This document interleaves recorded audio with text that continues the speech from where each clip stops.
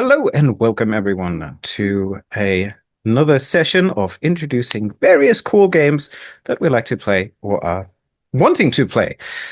With me tonight, I have my colleague Ryan from Illusion Horror and Con, and with us today is Fern, who will tell us about this new and fantastic game that is coming out by Onyx Publishing, one of our sponsors at the Illusion Horror Con.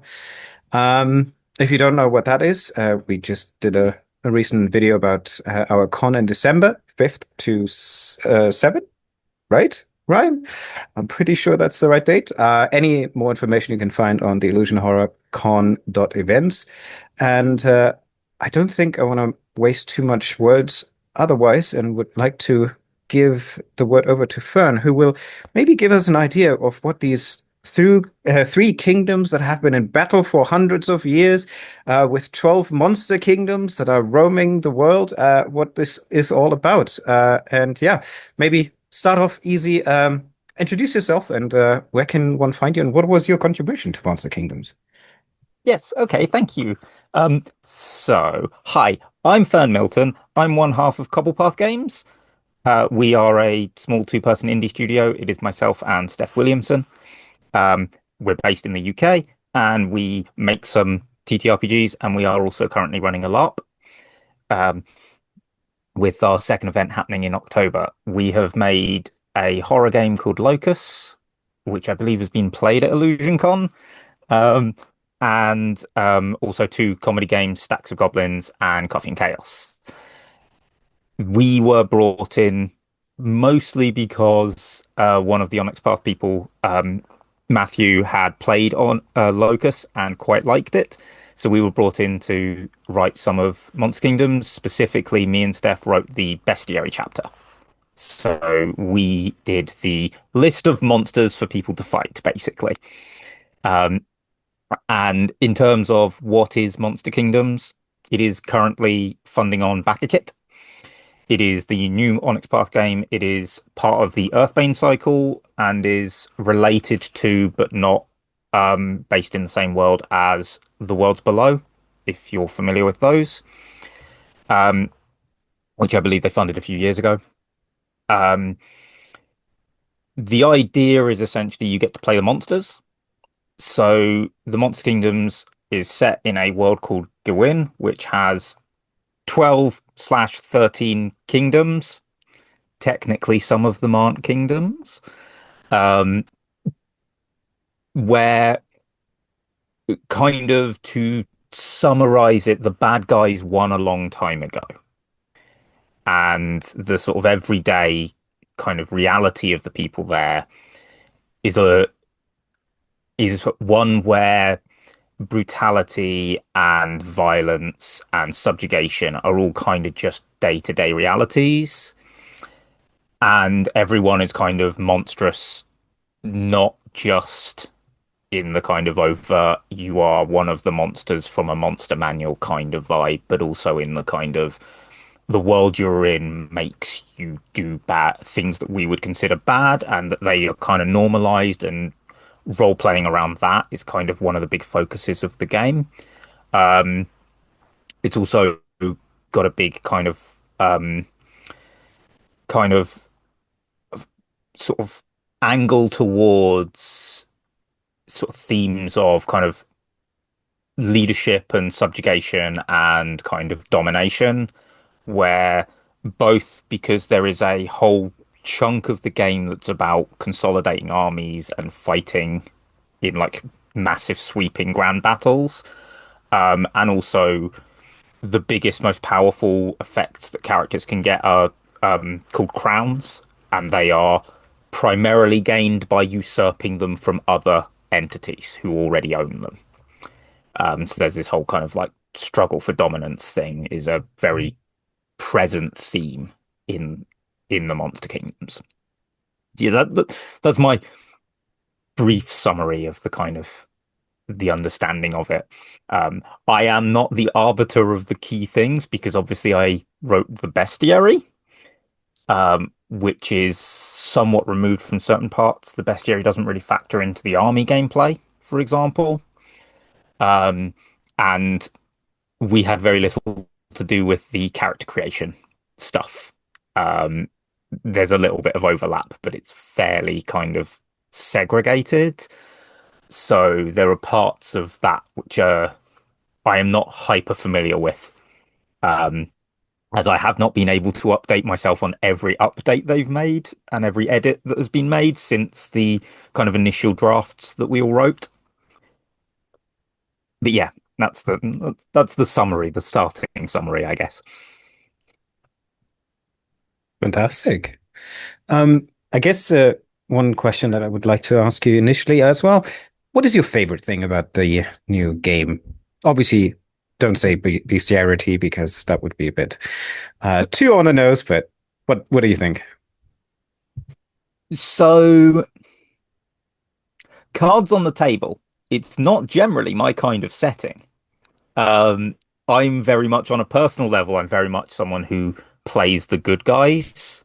I play the characters who want to be good, who strive very hard to be good in the D&D party. Not that I don't tend to play D&D, but in the sort of traditional TTRPG party, I am the moral compass of the party usually with my characters. Um, so it isn't a game that immediately, when I was given the pitch, like called out to me. Um, But one of the things I really like about it is how nuanced the actual kind of depth of the kind of world building is, and how while the basic pitch is you get to play the bad guys. This world is kind of bad. You're going to get to be the murder hobo if you want to be. You're going to get to be the kind of violent, nasty, mean person, and nobody's going to really judge you for it. I kind of like the fact that there are things in the world and in the game that are built to allow you to kind of buck that and to push back against that. And that is, while it isn't like the forefront of how the game's presented and what it's going for, it's absolutely a part of the tapestry that's been created by the various writers involved. Um, Tiny bit by us, but like mostly by the other writers because it factors far more into the kind of like character and player side and the history and lore side of the game than it does the things you're going to be stabbing side of it. Um, yeah, I'd say that's my favorite thing about it personally. I really appreciate how kind of dense and deep and nuanced it all is in the way the world's been built. You mentioned you had to create, well, you have created the beaster, I can't say the word, bestiary? I pronounce it bestiary, but it's probably Bestiary, the okay. bestiary, I Okay, guess. I like yours. I'm not even going to say it. I'll just get edited out. But in in creating, when you got the call to kind of take this on, how was the creative process for you in learning the setting and creating these antagonists in the Onyx Path story, in the Onyx Path story path Ultra system? Um, yeah, great question. So it was really so from a very purely organizational like stance, it was a really different process to what me and Steffi usually dealt with. Um, you know, most of our projects have been us writing it, us coming up with the idea, us building it, and then maybe hiring in some people for art and layout and editing. This was very much a you're going to be writing this chunk of it while these other people are also writing their chunks because big companies have much more stringent time constraints and they're hiring multiple professionals in to do this at the same time. So we were given a brief summary of the setting and the history of the setting, which was like the first thing we read through. But a lot of the specific details, a lot of the flavor, and a lot of the way that the world shaped out was found in the sort of few months we were writing it by the other writers writing bits that we didn't have access to while they were writing it. So there was a lot of conversation between writers where it was like, I want to write this monster. Is that a problem? Does that, like, how does this piece of this idea factor into what we're seeing as this kingdom's thing? Does this make sense as a thing that exists? And the same back to us of like, there were some things where there were questions about kind of what powers could exist in terms of players and also how those might factor into the bestiary entries because as you noted, it's a Storypath Ultra game. We had fairly kind of restrictive limitations on how mechanically the monsters can work. And mechanically, they work very differently to player characters. So, one of the interesting quirks about it is if you want a monster to be able to do the same thing that a player character can do, they often have completely different like powers that do the same thing because the fundamental mechanics of how they interact with the system are wildly different.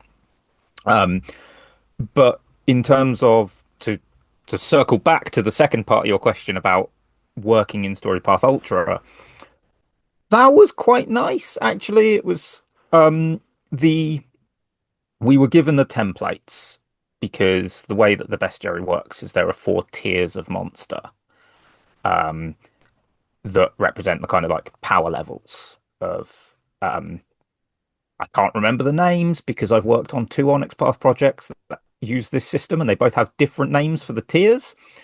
And I will get them wrong. And I've had to reference the worlds below, which again uses a different set of names for the tiers. So I have three different sets of names in my head for what these four tiers are called. But there's four tiers of power. They loosely equate to mook enemy. You're going to mow these guys down. Kind of decent enemy. You'll probably fight a couple. They're roughly equivalent to a starting character ish. Nasty, big, in charge enemies who are loosely equivalent to a sort of fairly experienced character, and then big, nasty boss enemies who are like the end of the thing and are commanding armies sort of enemies. And the stats for those are fairly set in stone. They gave us the numbers. We were allowed to adjust them if we felt it was appropriate, but mostly they're supposed to stay the same.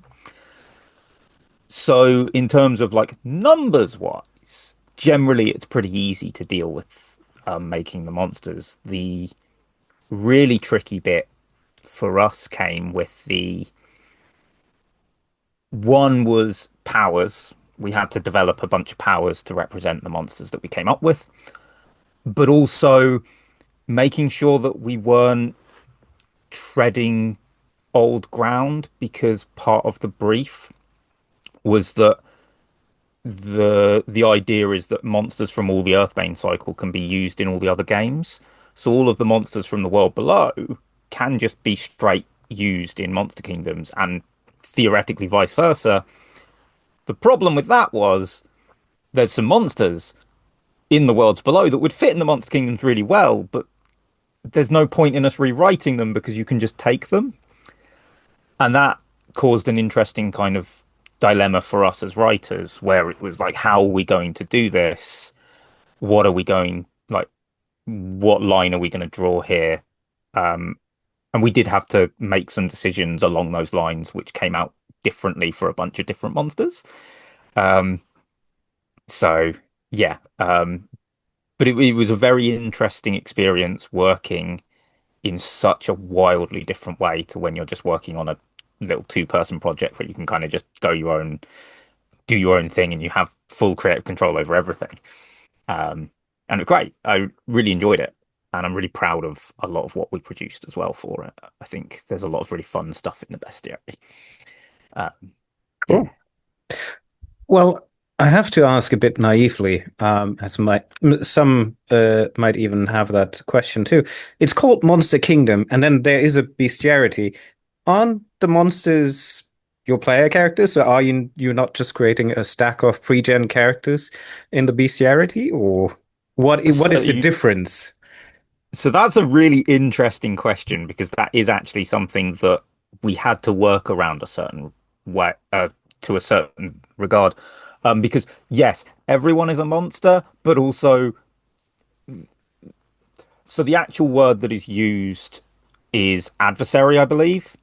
The idea is that the bestiary is enemies for the protagonists. Hmm.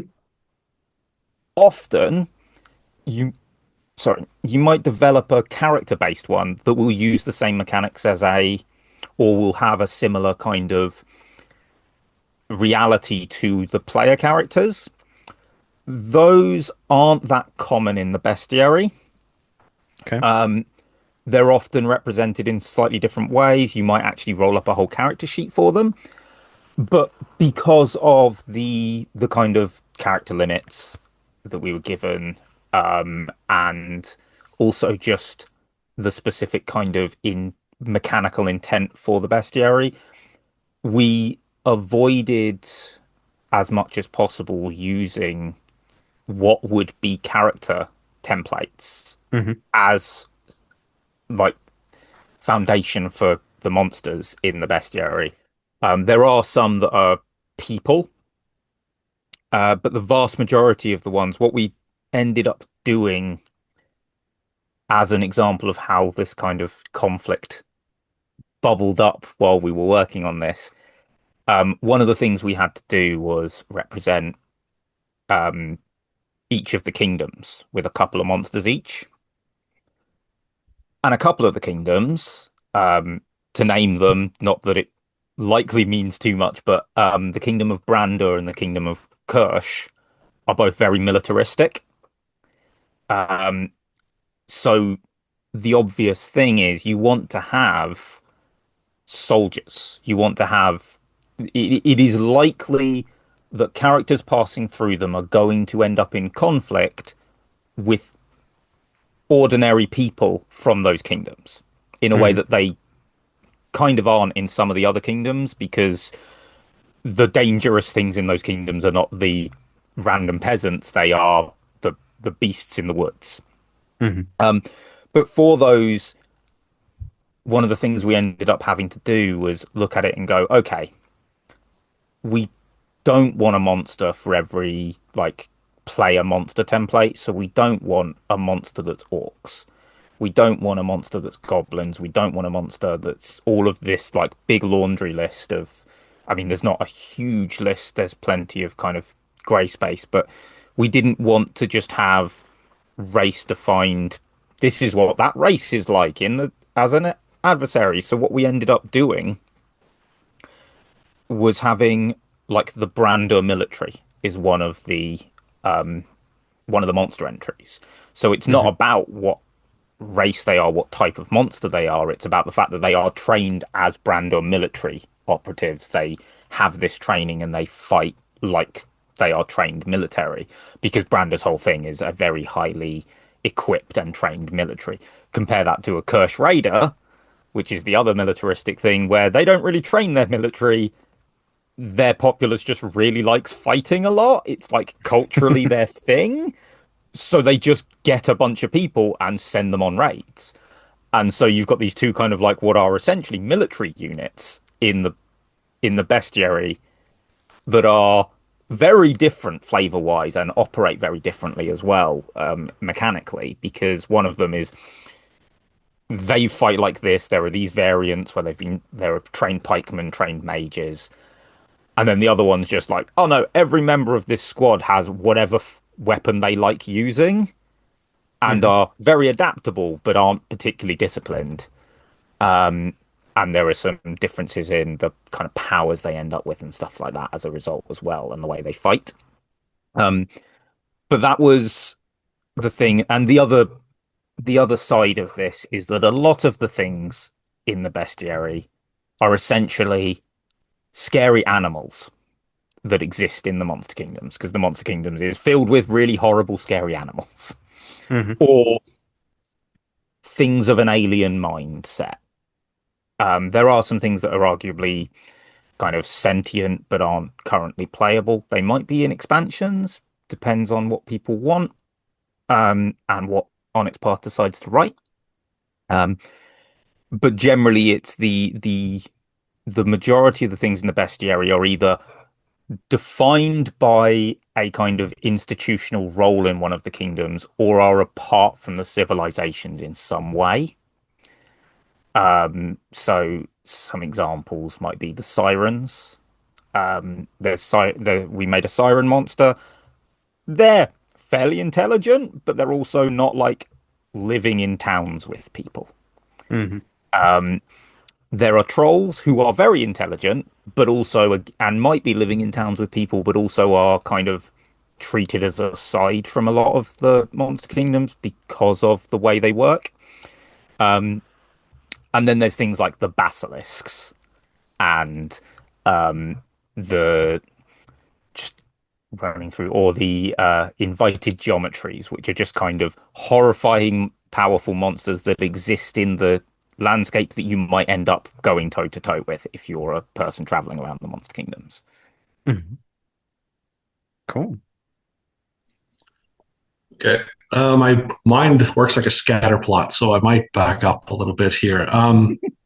And I've been wondering myself because I've followed Onyx path and cobblestones too. But what is, I've always had the question, and they always talk about it as a trilogy. Um, what is the Earthbane trilogy of RPGs that you've gotten to kind of working on? And is it just a trilogy or is it more than that? Because I believe some other people kind of have that kind of question on their minds too, if I'm not the only one. But yeah. Interesting. So I'm not the person to ask. What I do know is that The World Below is the first game. I believe Monster Kingdoms is the second. I did not work on The World Below, but I have now read it because we had to. It was a very useful guide for certain things to do with Monster Kingdoms, so we ended up reading through a bunch of it. Um, I do not know what the intended third game is, um, and I do not know what the connection between the games is.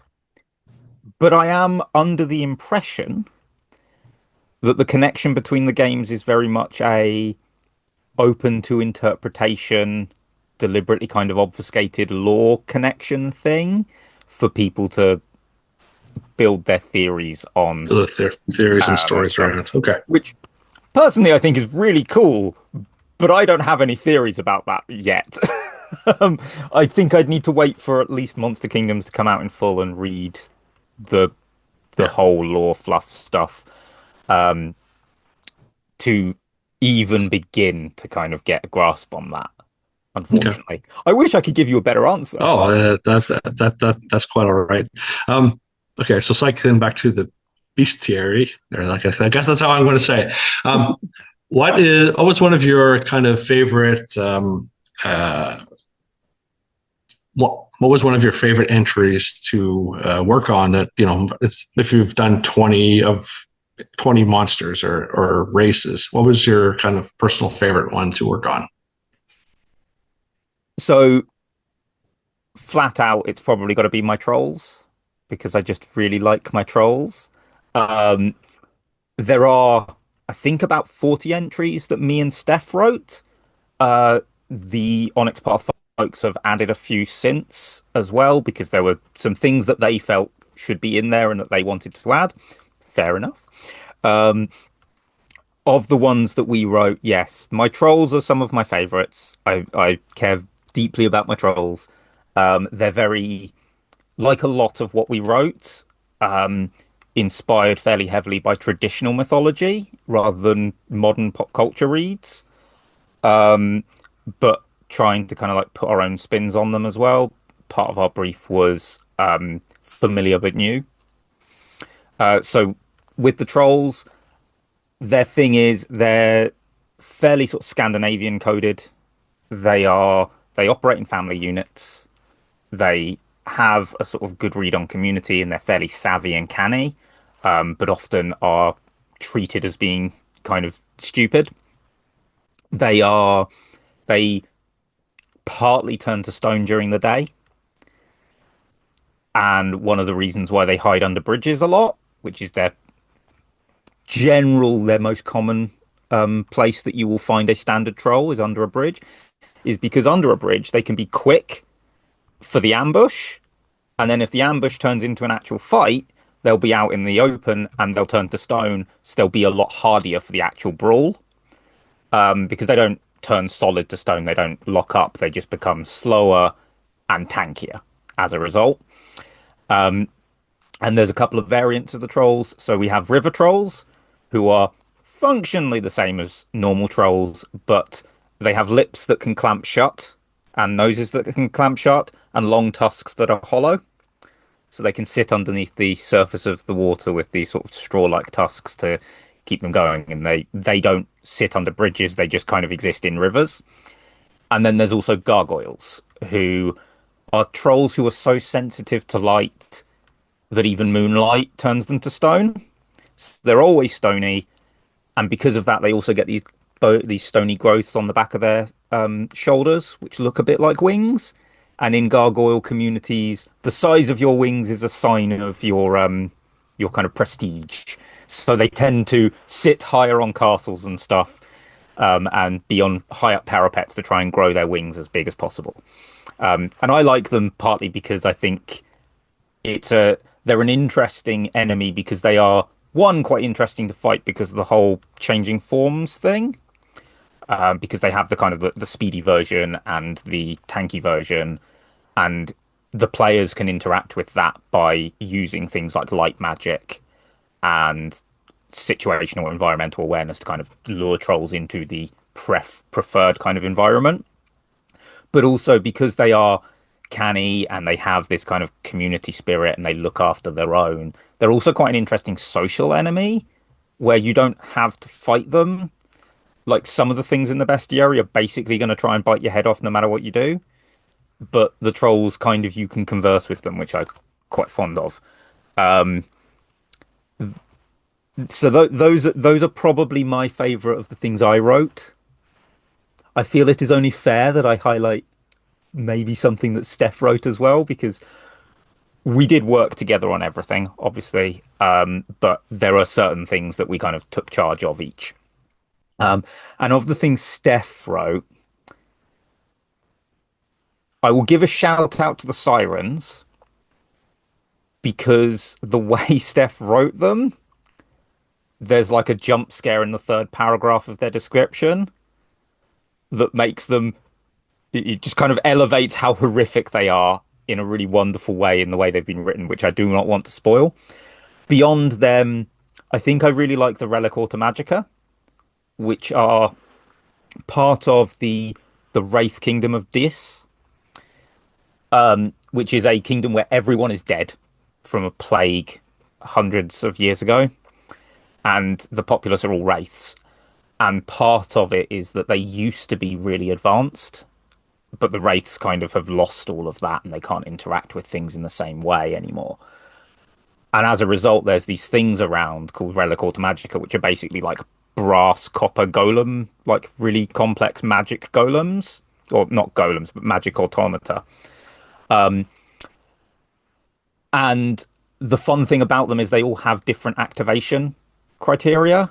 So some of them will activate when certain types of beings enter chambers. Some of them will just activate if they're aggressed upon. Some of them will activate from like a magic word said. And that's part of like how you use them. It's in their specials, is that they all have an activation thing.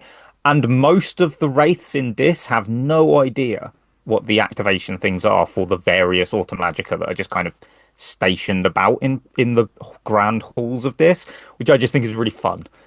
That you've got these kind of potentially very potent magic warrior constructs that could just spring to life because a goblinoid walks into the room and that's what they're triggered to react to. So yeah, those are two of my favorites. I could go on a long time talking about ones I really like. Oh, that's okay. Well, actually, that begs the next question. Based on the designing of these entries and the ones that were fun to work on, what was a particular entry that kind of stands out in your mind that was difficult to flush out? And if you did have a difficulty with it, how as a creator, what is your process to get it to a point where it's okay to where you like it, the game publisher likes it, and yeah, kind of a multifaceted question. Uh, I Oh, tend to that's really interesting. Um, so, hmm. Just gonna have to think a little bit. I'm just scrolling through my document to see if it will trigger my memory a little bit because there were a few that were quite that caused issues. I think the two main ways that things caused issues when or caused difficulties in us writing them were one or two things. Either lore-wise, we we knew our hands would be tied, but weren't sure how because the how hadn't been written yet. So a solid example of that is the dragons. We kind of knew we had to write a dragon entry. There had to be a dragon at least in the list. But the like one of the kingdoms is the kingdom of scales, which is the kingdom of dragons where dragons run it. And dragons are incredibly important to the kind of lore and story of the monster kingdoms. So it became a thing of like, I'm not sure we can write this right now because like this isn't our thing to flesh out per se. Like it was a thing of like, this is obviously in one of the kind of project leads' heads, but they haven't quite fleshed it out yet either. So how do we do that? With that one in particular, our approach was originally to make a couple of pseudo dragon entries that kind of filled the mechanical role of dragons without being the lore role of dragons. And were then told by the project leads, no, you need to have a dragon entry. We need dragons. So there's now like three dragon entries in the list, um, which is it's fine. Like there, when you're doing contract work, while I will say we do not tend to settle for, well, the publisher likes it, so if we're unhappy, it doesn't really matter.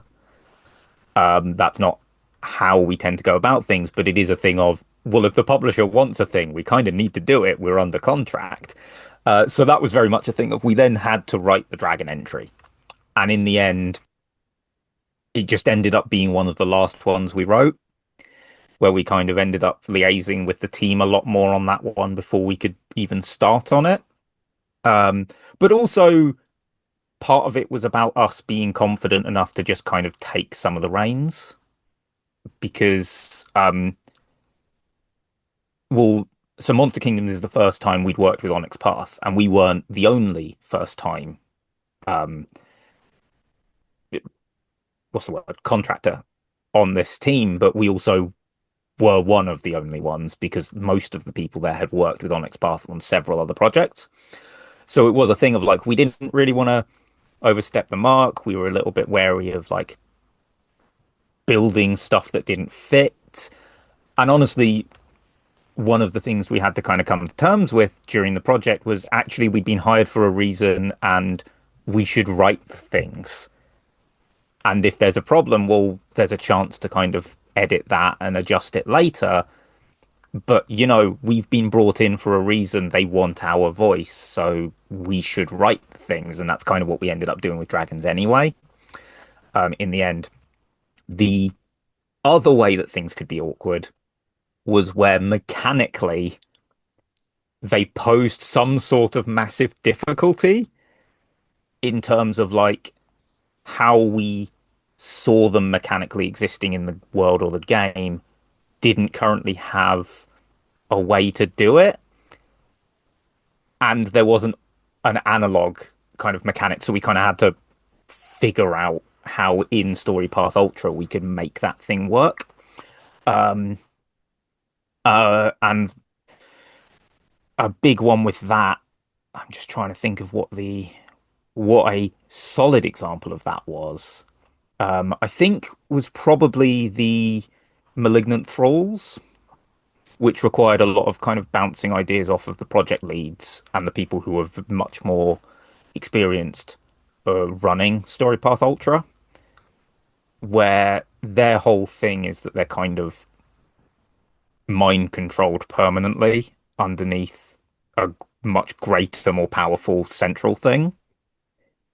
And so there was a question about how does that get represented mechanically, and it ended up fleshing out as a power that exists to capture and like hold people's minds under your thrall, and um, a quality that monsters can have, or adversaries can have, I should say, that represents them already being under that, and that kind of dual existence of those two abilities allowed us to kind of build that existence of these things that are permanently under this effect without it just having like its own unique rule just for those things, because there's lots of things that could still apply to. And obviously the kind of like the design ethos of a lot of Storypath Ultra is that these things should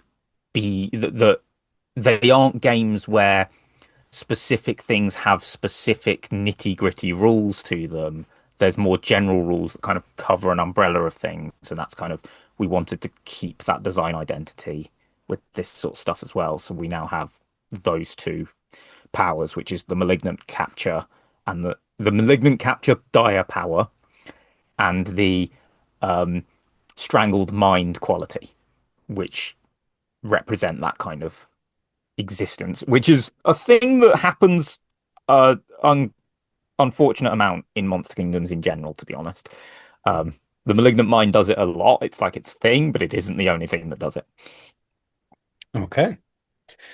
Um, I think since we're coming to an end as well, I would like to know, you mentioned a bit of the Nordic and Scandinavian folklore. Um, you said 40, so technically that's close to four per kingdom. Um, where do you get your inspiration from? And yeah, what do you like to do in order to get inspired, maybe as well? Oh, that's a Um, nice question. So with Monster Kingdoms, we ended up, I think it was 2 to 3 per kingdom, and then a chunk of monsters that kind of happen anywhere or aren't specifically linked to a kingdom. And one of the first things we did was kind of split out the kingdoms and go, what do we think should be in here? And there were a few monsters that we knew we had to sort of start with. The project lead, Matthew, stipulated that he wanted the Hemexi in it, which are a World Below monster that he was very fond of. Uh, and we put a new spin on them, but they kind of existed in Cruor, so they kind of immediately took up a slot in that one. And there were a couple of other things that took up slots immediately, but a lot of it was kind of like, okay, what's an interesting thing here? What plays off what we like? What do we need to have? So, Brando military was in there immediately because we knew that the militaristic kingdom needed to have a military. And then a lot of it became, for me, from my angle, because in our little team of Cobblepath, I'm the game designer and Steph's the writer. We both do both, but these are our kind of specialties. So for me, a lot of it was like, okay, what what does this kingdom now want? Since we've got one thing, what kind of needs to balance off of that in some way? Does it want a big monster? Does it want a small, weak monster? Does it want something that's a bit more bestial to counteract the kind of more civilization-based monster we've got, etc., etc. Um, in terms of our inspirations, though, as has already been indicated, traditional mythology was a big one for this. The trolls are very Scandinavian based, but a lot of the monsters are more classical Greek and that sort of Greek Roman thing, which is partly because Steph has a classics masters, so she's really big on that stuff and knows a lot about it. So there's a lot of there's a few things like that. We've got harpies, basilisks, sirens, and they're all twists on the kind of like very traditional versions of them. Um, but also there's some other stuff. A lot of it, a lot of the direction I came from was what do I feel needs to be in this list that isn't in there already. Um, but also a big part of it came from the initial design doc as well. Like a fair few of the monster creations came from just like single line mentions in the original kind of lore document we were given to read.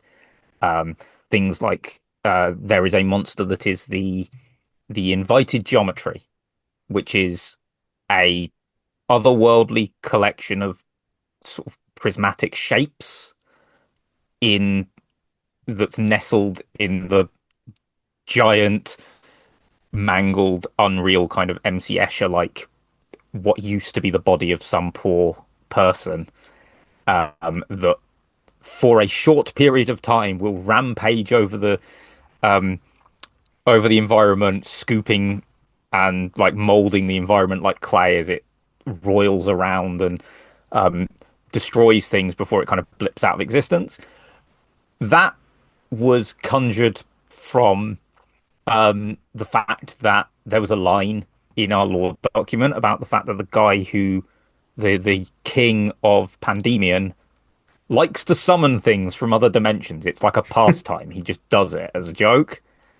And I was like, we should do that, but we should have it be something that's like a different, like, there's already kind of Almost like, unnameable, undescribable thing. yeah, like I wanted something that was like really different to everything else in the Monster Kingdoms. Hmm. So it's already got a lot of the kind of like traditional outer goddy kind of, interdimensional. There's a lot of tentacly monsters and like mind flayers and thing like those sorts of things are already very present visually and kind of creatively in the world. So it was like we need to go weirder, we need to go kind of different, let's go almost sci-fi, I guess, um but also give it something that's a bit more visual than just and a bit more creepy and horrifying than just some shapes because Hmm. you know, as much as it would be really disconcerting in real life, I'm sure I don't think many people are too scared of squares. But yeah, I there was a lot of we were given some sources for inspiration and things that had already infused into the world. Elden Ring, Lord of the Rings, obviously is a fairly Hmm. big one. There's like any sort of classic fantasy is a big kind of inspiration on this setting. It's very much a kind of response, homage in a way to those kind of things, while not being much like them in a lot of other ways. Hmm. For us, um,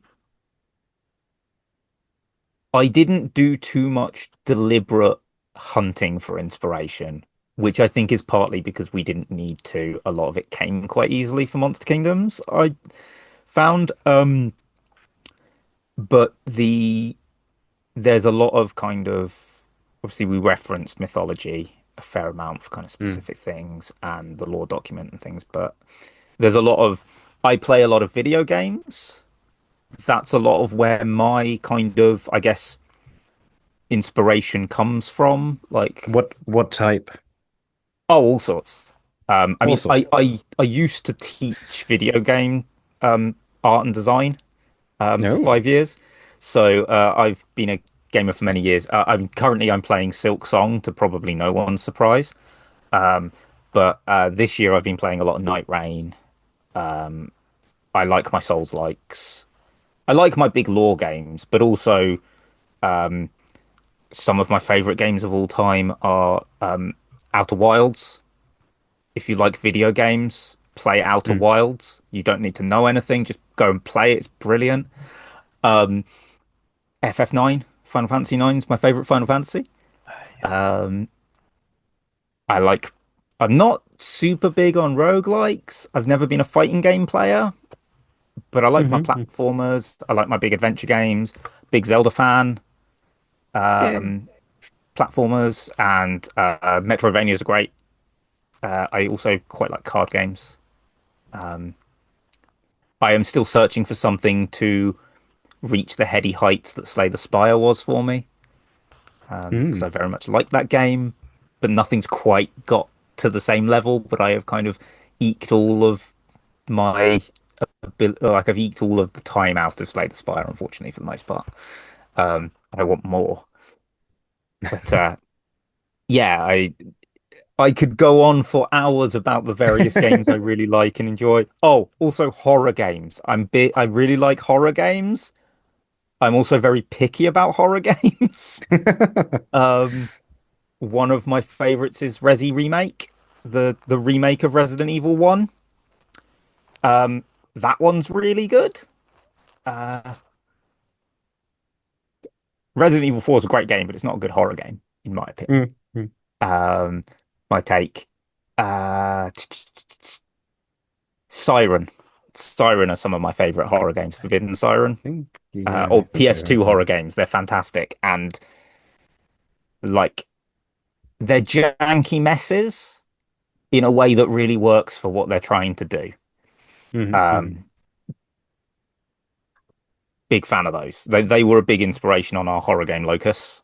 Them and Silent Hill and Resident Evil and Hmm. like the original Resis as well. Yeah. Yeah.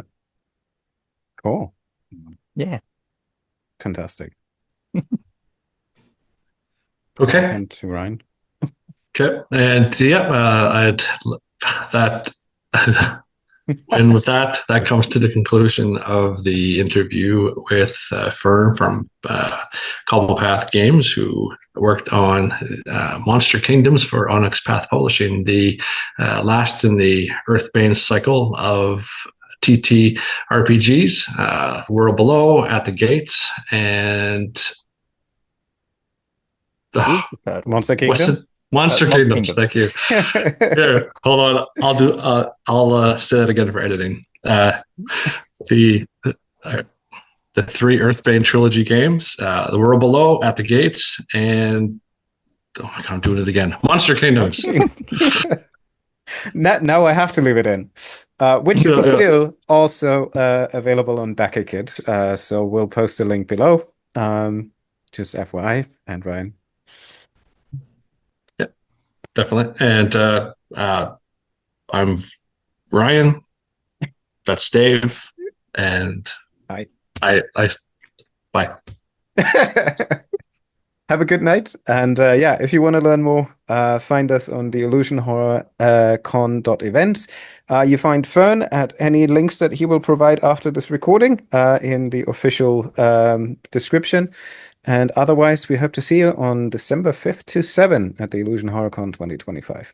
Thank you very much. And thank you, Fern, for this lovely interview. And Thank you very much. maybe last words, where can people find you who don't want to read descriptions and want to Uh, hear it from you yourself? so the main place I'm at social media wise is Blue Sky, and I'm cobblesprite.bluesky.social on there. But also we have a website, cobblepathgames.co.uk, and you can find our games on itch.io as well by searching Cobblepath. Fantastic. Cool. Thank you very much, Fern. And Ryan, for this evening and interview. And see you all soon. And until then, bye.